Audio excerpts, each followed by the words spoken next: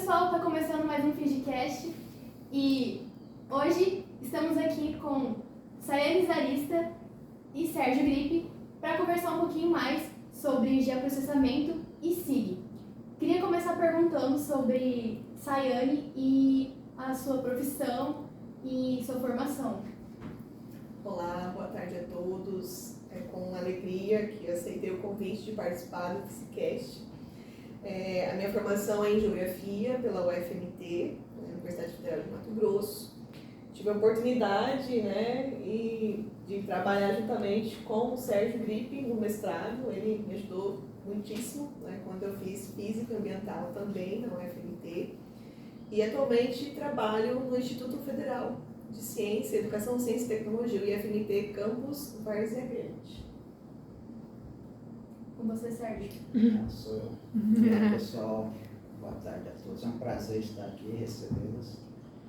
Eu sou Sérgio Gripe, eu sou formado em Física pelo UFMT, tenho mestrado e doutorado em Física Ambiental, estudei junto com a professora Sarista.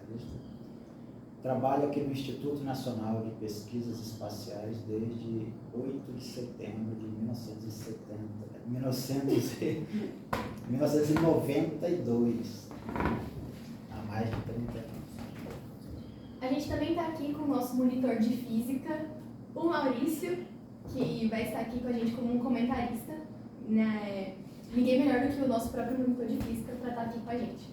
Eu, Maria Fernanda, e o Thiago Aparecido. Bom, eu queria saber... Boa tarde. Sayane, o que é o geoprocessamento e o que é o SIG? Bom, são técnicas, são ferramentas que são utilizadas, a gente fala dentro do sensoramento remoto, no qual permite você aquisitar dados, informações, e através de equipamentos e também de um pessoal especializado, como ocorre aqui dentro do INPE, trabalhar essas informações para conseguir ter modelos, mapeamentos, informações que serão divulgadas para a sociedade civil, para institutos de pesquisa, para universidades, para empresas privadas, para ONGs, enfim, fornecer produtos digitais ou mesmo informações necessárias para todas as áreas da sociedade, seja na área social, seja na área econômica, enfim, as questões ambientais, principalmente, sobre essa temática que a gente trabalha tanto hoje em dia, falando sobre as mudanças climáticas globais. Então, nós utilizamos esse conjunto de tecnologias justamente para auxiliar no desenvolvimento, no crescimento e também na condução das tomadas de decisões na sociedade. Então, resumidamente, dentro da geografia, a gente trabalha dessa forma, com esse entendimento. E o geoprocessamento? Também entra dentro dessa característica, onde você vai ter esse conjunto de tecnologias que irão permitir você aquisitar essas informações, trabalhar, manipular e gerar um produto final que será utilizado posteriormente. Galera, a gente está fazendo essa entrevista, esse podcast no INPE de Cuiabá, e eu queria saber do Sérgio. Sérgio, qual que é a função do INPE em Cuiabá, a história dele? Bom, o INPE em Cuiabá ele surgiu em 1972, as construções começaram aqui em 1972, para poder rastrear o primeiro satélite de sensoramento remoto americano, o Landsat 1. Então, em 23 de abril de 1973, nós comemoramos agora recentemente, o INPE adquiriu essas imagens pela primeira vez. O INPE fez parte do terceiro país a rastrear essas imagens do Landsat 1. Nós comemoramos agora 50 anos. Então, a função do INPE em Cuiabá é basicamente fazer rastreios de satélite, tanto a parte de controles, a gente controla os satélites, os nossos satélites precisam ser controlados, e também gravamos imagens usadas em sensoramento remoto, tanto de satélites nacionais quanto satélites estrangeiros. Então, além dos satélites da série Landsat, nós já rastreamos também Spot, já rastreamos vários outros satélites, o SOSAT 1, 2, E atualmente nós rastreamos o satélite Amazônia 1, Sirius 4 e Sirius 4A, que são satélites de sensoramento remoto. Além de satélites de controle ambiental, né? O SCD-1 e o SCD-2, são satélites de coleta ambientais. Não é sensoramento remoto, mas são satélites nacionais também que nós controlamos em órbita. Que são de dados climatológicos, né? São, os SCDs, eles coletam dados de plataformas, né, chamam de PCDs, plataforma de coleta de dados. Essas PCDs estão distribuídas em todo o território nacional. Já chegou de ter mais de 700 PCDs, hoje o número é reduzido, não sei exatamente quanto que é. Mas essas PCDs são autônomas, elas ficam coletando os dados ambientais e ficam retransmitindo direto para o espaço. Quando o satélite passa, o satélite funciona como se fosse um espelho, como se fosse. Ele recebe essa informação e retransmite. E a estação recebe essa informação, processa e envia para o centro da missão, que hoje fica em Natal.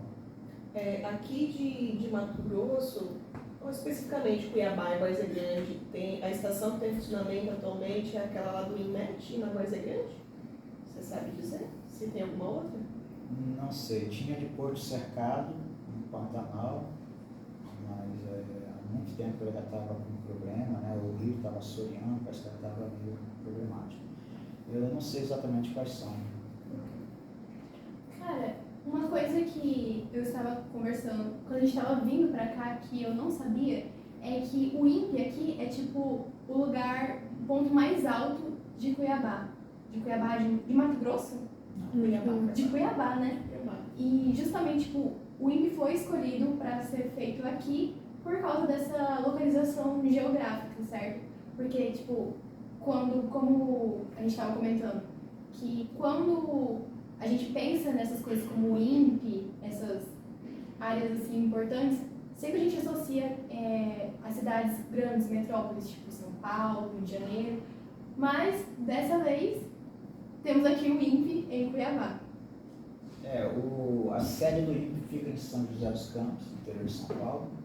E aí, quando o INPE resolve entrar nessa de sensoramento remoto, né, participar do sensoramento remoto, que estava começando, né, resolveu então escolher uma localidade onde, de acordo com as características de órbita do satélite, no caso são satélites de órbita baixa, pudesse ter a maior cobertura do território brasileiro.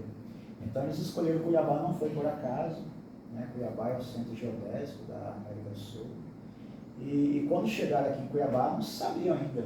Cuiabá, na década de 70, início da década de 70, era muito menor do que é hoje, né? Os bairros aqui ao redor não existiam nenhum.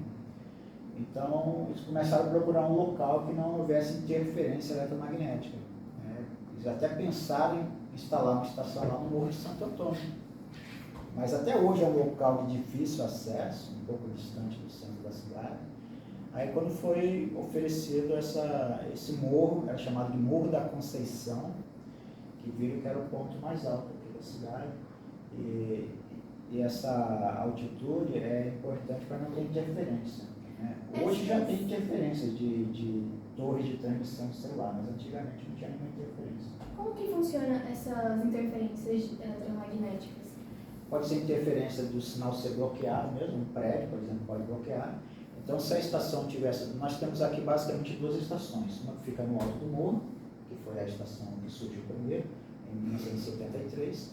E temos uma outra estação aqui embaixo, no prédio onde nós estamos, que fica numa depressão. Então, aqui fica um pouco mais baixo. Então, aqui a gente já tem interferência das próprias árvores, né? As árvores mais altas acabam causando essa interferência. E prédios próximos, dependendo da altura do prédio, já causa esse bloqueio. É um bloqueio real do sinal da onda eletromagnética. Então, quando foi colocado lá no alto do morro, né, não tinha nenhum tipo de interferência, e hoje ainda não tem nenhum tipo de interferência do tipo bloqueio de ondas. Mas já tem agora links de celular, né, torre de celular que transmite de uma torre para outra, são interferência também. Ele acaba entrando na mesma faixa de frequência e causa interferência no sinal dos satélites.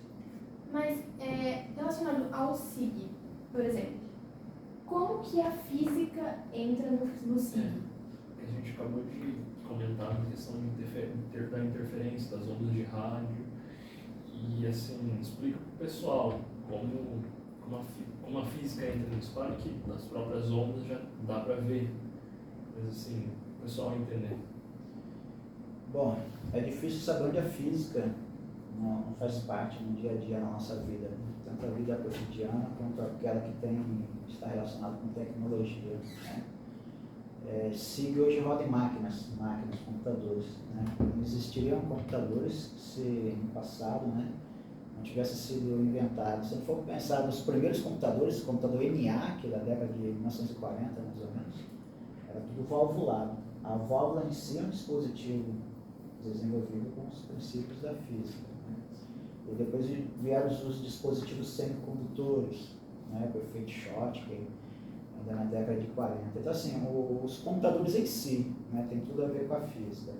Mas falando mais especificamente de satélites, né, um dos principais, não produto, mas entrada para o SIG são as imagens de satélite, as imagens dos sensores orbitais. É lógico que tem imagens tiradas de outras formas, aviões, por exemplo, mas as principais imagens hoje são de sensores orbitais. Então, se a gente for pensar em satélites, né, como se coloca em órbita um satélite, né, tem tudo a ver com a física, desde as leis de Kepler, a lei da gravitação universal de Newton, né? Então, aí entra na questão dos satélites artificiais. E aí a parte da radiação eletromagnética, né? Entender que o espectro eletromagnético, né, as ondas eletromagnéticas, ela tem uma área bem vasta, desde no caso, se a gente for falar da emissão do Sol, a radiação solar, né, vai do ultravioleta, passando pela faixa do visível, vem o infravermelho próximo. Então, compreender essas faixas espectrais e saber como que essas faixas espectrais, ou como essa radiação eletromagnética em cada faixa interage com os objetos que estão sendo imagiados, isso é muito importante para se estudar e ter esse produto final, são os mapas temáticos, que é um dos produtos finais do SIG, né? Então, a física entra muito nisso aí, né? Conhecer a radiação eletromagnética, né? Radiação de corpo negro, conhecer a reflexão, reflectância. Então, conhecer toda essa parte de radiação eletromagnética é fundamental para a área de sensoramento remoto e, consequentemente, para o SIG.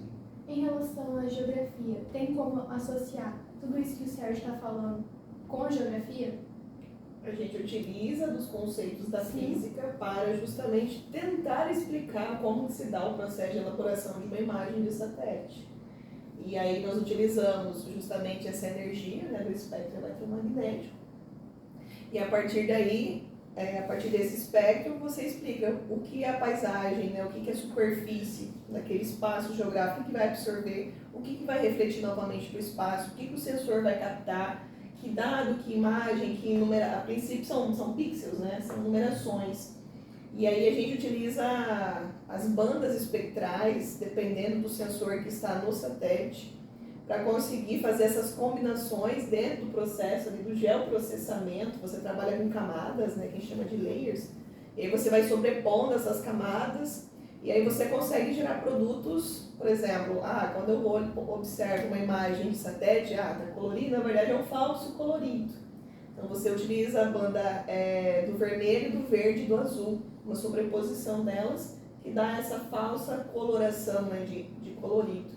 E a gente entra, né, justamente nessa questão, o que a superfície vai absorver? Aí entra a questão do albedo, né, que é a reflectância da superfície. Então, nesse caso, a gente trabalha também a conceituação de sensoramento remoto passivo, que ele necessita de uma luz, né, de uma fonte energética, que no caso será o Sol, para poder gerar através do espectro eletromagnético. Então, dentro da geografia, basicamente, para analisar a transformação da paisagem, do espaço geográfico, a gente utiliza, né, essas três bandas. E com essas três combinação de cores, para conseguir observar a modificação do espaço. Mas você consegue utilizar várias e várias outras bandas do infravermelho, do ultravioleta, enfim, várias outras bandas, né, que dá para você gerar vários outros tipos de produtos, inclusive, às vezes nem utilizar, é só os pixels mesmo, utiliza ali num programa de estatística que você vai gerar um outro produto, uma outra, depende muito da finalidade, qual é o objetivo daquele mapeamento, qual é o objetivo daqueles dados que você está coletando, né? Então dá para utilizar não só para a geografia, mas você pode utilizar para a área da medicina, para a área da agricultura, a parte da geologia, extração de recursos minerais, enfim, dá para utilizar para N situações. Sérgio, você comentou uma coisa que eu fiquei intrigada porque eu nunca ouvi falar. Eu acho que foi satélite superficial que você comentou. Artificial. Artificial. O que seria, tipo, é satélite normal? Tem alguma diferença? Eu sou leiga, não? Mas a gente queria que você explicasse quais são esses tipos de satélites. Exato. Você comentou que hoje é menos foto tirada por avião e mais satélites, mas que tipos de satélites? Primeiro respondendo à pergunta da Maria Fernanda. Maria Fernanda, nosso planeta possui um satélite natural, que é a Lua. Todos eles construídos pelo homem, então são artificiais. Então tudo que orbita a Terra, que foi lançado pelo homem, né, a gente chama de satélite artificial. Hoje em dia é muito mais fácil você ter um satélite, um sensor orbital em um satélite, né, um sensor de sensoramento remoto em um satélite, do que você fazer uma missão com um avião, sobrevoar, gastar combustível e... Dependendo do custo, de repente é uma missão pequena, faz com o avião. Agora o satélite pode durar 5 anos, 10 anos, 20 anos. Você não faz isso, né, com um avião. Então hoje em dia, embora seja caro construir um satélite, né, é muito mais eficiente do que ficar fazendo sensoramento remoto com imagens aéreas, né, a bordo de aviões. Então hoje em dia existe aí milhares e milhares de satélites orbitando o nosso planeta. Se a gente for olhar algumas imagens, a gente vê que parece que não tem mais nem espaço para colocar satélite. Muito lixo espacial. Fora os lixos, né? Tem os satélites, mas os lixos são restos de satélites, restos de foguetes. Né? Então são esses satélites. O sensoramento remoto hoje em dia se faz basicamente usando satélites. Lógico que tem também drones, hoje em dia usa-se muito drones, né? Ainda imagens aéreas também se utilizam um pouco, mas principalmente os satélites, são sensores orbitais. A montagem desses satélites são necessários físicos? Existe um campo muito grande de áreas, né? Muitas pessoas de várias áreas atuando. Né? Tem a parte de engenharia mecânica, engenharia elétrica, né? Engenharia com formação em engenharia eletrônica, físicos, químicos. O satélite é um artefato muito complexo, então envolve muita área de conhecimento. Então, quando você faz a montagem, antes disso tem todo um estudo para você projetar o satélite. Inclusive o INPE, na sede de São José dos Campos, tem um laboratório que chama-se Laboratório Integrado de Testes. Né? Agora mudou o nome, era LIT, né? Laboratório de Integração e Testes. Ali eles montam, né? Montam o satélite, faz os testes, vários tipos de teste em câmara de vácuo, teste de vibração, porque no lançamento o foguete vibra muito, então o satélite que está ali na coifa do foguete vai sofrer toda aquela vibração, então tem teste de vibração, teste de altas temperaturas, porque vai passar por camadas da atmosfera que vai sofrer grandes variações de temperatura. Então todos esses testes são feitos no satélite antes de ser lançado. Então tem um laboratório só para testar o satélite, aí tem uma área muito grande de conhecimento que tem que ser aplicado ali. Então, tem físicos, tem engenheiros, tem várias pessoas trabalhando ali junto. Interessante, Sérgio, que esse laboratório, pessoal, ele tem essa função para testar os satélites aqui, depois vai para a China e de lá faz o lançamento, falando do Brasil, né?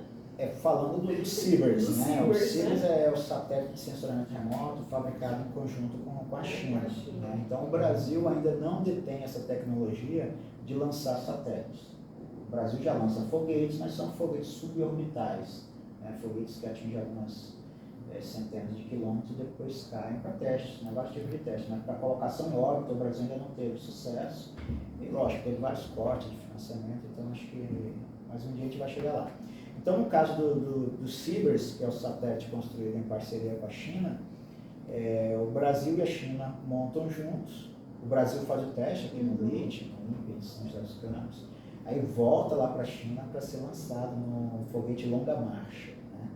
Então, o CIBERS, o primeiro, CIBERS 1, CIBERS 2, 2B, CIBERS 3, que caiu. acho que é uma Antártica, parece.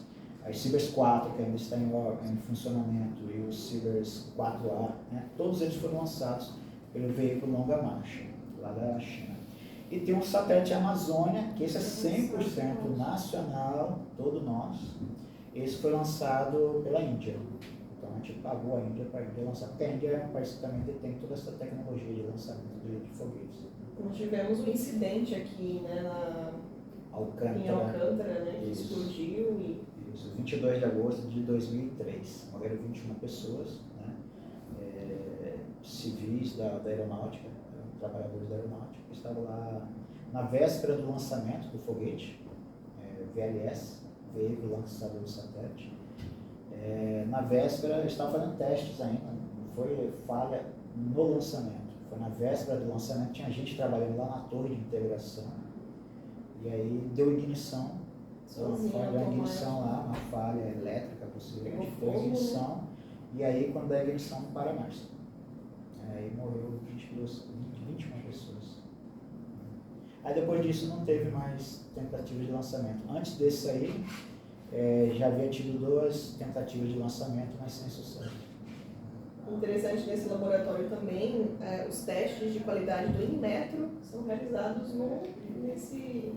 O LIT tem parceria com várias indústrias, faz testes, a área automotiva, testa veículos, caminhões, e aí tem alguns certificados do Inmetro que ela tem que atender tudo, então faz vários tipos de testes que atendem a esses certificados. Maurício, uma pergunta. Como você é nosso monitor de física, tem como relacionar a matéria que a gente está aprendendo agora com esse assunto? Tem. Quando você estava estudando as leis de Newton, principalmente, para você lançar um foguete no espaço, você tem que ter entendimento sobre as leis de Newton da gravidade em si. Por exemplo, não só de Newton, né, mas também tem os princípios de Einstein depois. Mas de Newton, para cada ação tem uma reação. Para você orbitar no espaço, você tem que fazer uma espécie de cálculos específicos, né? Então, sem falar que também tem as coisas da dilatação, também que a gente está vendo que pode acontecer, dentre outros. Tem a questão dos vetores, né? Que a gente deu uma passada rápida no conteúdo e pelo que a gente fez uma pequena pesquisa sobre seguir antes de vir para cá, são 2 modelos geométricos, matricial e vetorial. E eu, inclusive, gostaria de emendar isso com uma pergunta sobre a análise desses dados, porque eu perguntei agora há pouco sobre se é necessário físicos para elaborar esses satélites e no próprio SIG, uma vez que para desenvolver o sistema, para analisar esses dados, é necessário alguém formado na física? Como funciona essas questões de modelo matricial, matricial vetorial? Antes disso, pergunta assim, leiga. O que são vetores? Bom, vetor realmente geométrico, Uhum. vem lá da matemática, vem lá da geometria. Né? E na física a gente trabalha com muitas grandezas, algumas são ditas de grandezas escalares e outras são grandezas vetoriais. Grandezas escalares são todas as grandezas que ficam completamente definidas só com um valor, um número, né, para expressar uma quantidade, e uma unidade. Por exemplo, massa de um corpo, 5 quilogramas. 5 é o número, né, o módulo, que a gente chama de módulo, e quilograma é a unidade. Temperatura, 30 graus Celsius, 30 é o número. Então, assim, grandezas que ficam completamente compreendidas só com esse valor e essa unidade, a gente chama de grandeza escalar. Por outro lado, existem grandezas que são do tipo vetoriais, são baseadas em vetores. Grandezas vetoriais, para ficar completamente compreendidas, elas precisam ter um módulo, também chamado de intensidade, uma direção e um sentido. Quando você fala em força, eu apliquei uma força de 5 newtons sobre aquele corpo. 5 newtons para onde? Não fica completamente definido, caracterizado, o tal da setinha, que é o ente geométrico, né? O vetor, é uma seta com uma flechinha, porque a seta, né, o segmento de uma reta, dá a direção do vetor, e a seta, a ponta da seta, dá o sentido desse vetor. Então, grandezas vetoriais, para ficar completamente caracterizadas, compreendidas, precisa, além do módulo, ter a direção do sentido também. Então, são exemplos de grandezas vetoriais: a força, a velocidade, a aceleração. Entendi. Tudo que estuda na física que vocês devem estar estudando agora. E em questão dos satélites que o Thiago estava comentando? Da análise dos dados, no caso. Precisa sempre de alguém formado na área para fazer a análise de direito. Por exemplo, alguém formado na área da geografia já consegue fazer tranquilamente. Tranquilamente, né? A pessoa que faz geografia, né? Você já tem essa capacidade de geografia, é a geografia física que fala, né? Tem a geografia humana e a geografia física, né? Então, quem é formado na área de geografia física já trabalha com essa área, já tem conhecimento suficiente para fazer essas análises. E existem os cursos de pós-graduação, então pessoas com formação em outra área acabam também entrando nessa área. Geofísica estuda um pouco da física do planeta, né? Mas uma pós-graduação que precisa trabalhar com sensoramento remoto, por exemplo, no SIG, foi o caso que eu fiz, né? No meu doutorado eu trabalhei com o sensor MODES, né? Que é um sensor muito estudado, a bordo do satélite Terra, do satélite Aqua. Então eu tive que ter conhecimentos que já são aprendidos na geografia na graduação, essa parte de processamento de imagens. O senhor consegue explicar um pouquinho melhor sobre esse sensor MODES? MODES. Então, o MODES é um sensor multiespectral, né? É um sensor, talvez o sensor mais utilizado pela comunidade científica, ele talvez juntamente com o Landsat. Landsat por conta das séries e do tempo, né? Desde a década de 70. Já o sensor MODES é um sensor que tem várias faixas espectrais que permitem muitos tipos de estudos, tanto na parte oceânica, parte terrestre, parte da atmosfera. Então, a composição dessas faixas espectrais, igual você estava falando, as faixas espectrais, se você pega o verde, o vermelho e o azul, você forma uma imagem colorida, né?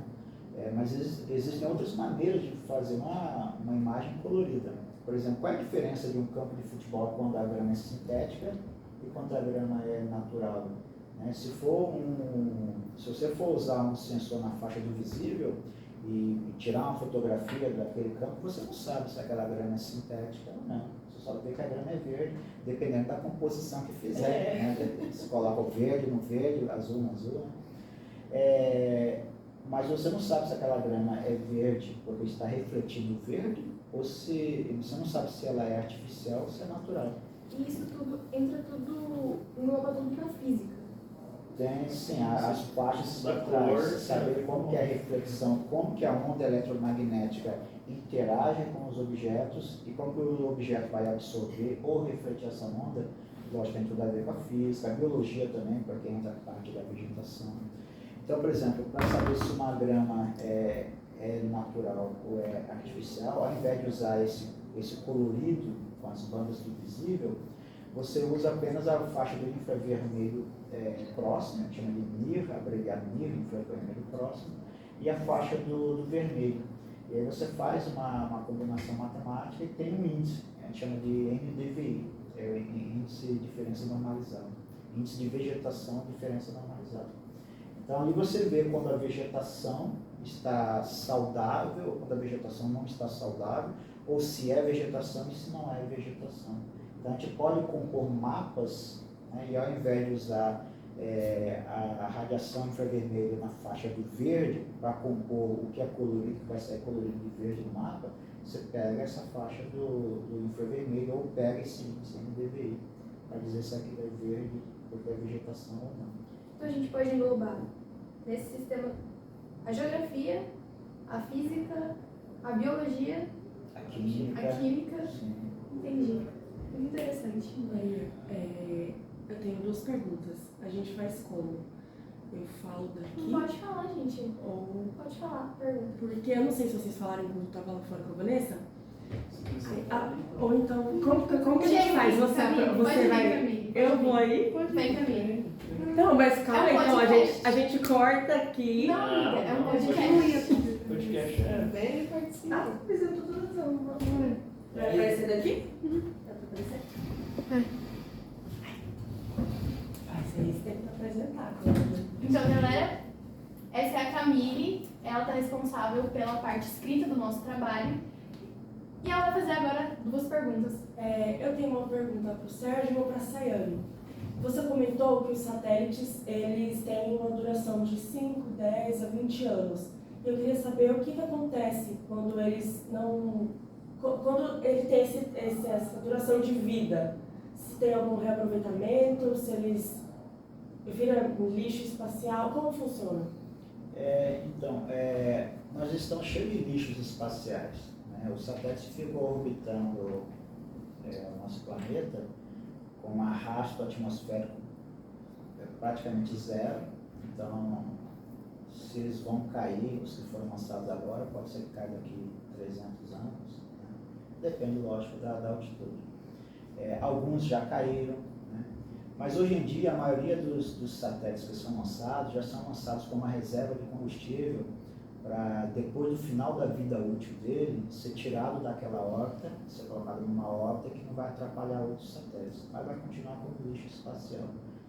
O ideal fosse que os satélites voltassem para a Terra, né, tendo todo um controle para saber onde eles vão cair. A maioria cai no oceano, né? Mas a maioria para de funcionar e vira lixo. Fica em espaço. Esses ainda não são tão problemáticos. Acho que o mais problemático é detritos de foguetes. Já houve testes da China lançar um míssil daqui, explodir um satélite em órbita. Isso foi até teve filme baseado nesse caso, né? Então, assim, explode um satélite, aí vira um monte de detritos. O que era apenas um lixo vira milhares de lixo, né? Então, assim, o nosso espaço está bem poluído, né? Então ele já tem essa preocupação com o lixo espacial. Então, uma das coisas que fazem hoje é isso. Para satélites que têm combustíveis a bordo, porque nem todos têm, tem alguns que são passivos, igual os SCDs, não tem combustível a bordo. Lançou numa órbita, é naquela órbita que ele vai ficar, não tem como subir nem descer. Tem um controle de atitude, que é para virar, inclinar, não sei o que lá, mas não pode mudar a altitude dele. Que é um satélite que possui combustível e sempre deixa uma reserva, para quando estiver chegando próximo do final da vida dele, aciona retrofoguetes para tirar ele daquela órbita, passar por uma órbita um pouco assim. Sim, entendi. Em média, só contribuindo aí, porque uns 3, 4 anos, em média, os satélites, né, artificiais. Mas nós tivemos uma exceção, o Landsat 5, O Landsat 5 durou quase 30, foi? 28 anos, né? A utilidade dele, 28 anos. Então, você que era considerado vovô do espaço. O SCD-1, que foi o nosso primeiro satélite, Já está em órbita. ele foi lançado, alguns mais pessimistas falaram, não, se durar 6 meses está bom. Os mais otimistas, eu acho que era 1 ou 2 anos. Está em órbita até hoje. Até hoje tem mais de 30 anos, né? Dia 9 de fevereiro fez 30 anos. 30 anos. Mas assim, a bateria dele já foi para o espaço. Não Já literalmente para o espaço, já está. Não só a bateria, né? Então assim, a bateria pifou, então ele só funciona quando está fora do eclipse. A gente fala que o satélite entra no eclipse, você na sombra da Terra. Então quando o satélite entra na sombra da Terra, desliga tudo. Aí quando ele começa a receber os primeiros raios solares, aí todos os circuitos voltam a funcionar. E ali, durante o dia, ele está operacional. Mas já deu falhas em várias partes do circuito, mas os satélites geralmente são duplicados. Tem sempre 2 circuitos, para quando a falha não opera. O outro opera. Ele está funcionando. Meia boca, mas está Mas funcionando. 30 anos, é recordista. É o recordista. O SCD é recordista no espaço. Ganhou Mas o Landsat. o Landsat é para imagens mesmo, Pra né? imagens, Para censuramento remoto mesmo, e esse SCD são dados climáticos, né? Coleta de dados ambientais. Ambientais, isso mesmo. Camille, para encerrar, qual que era a sua última pergunta?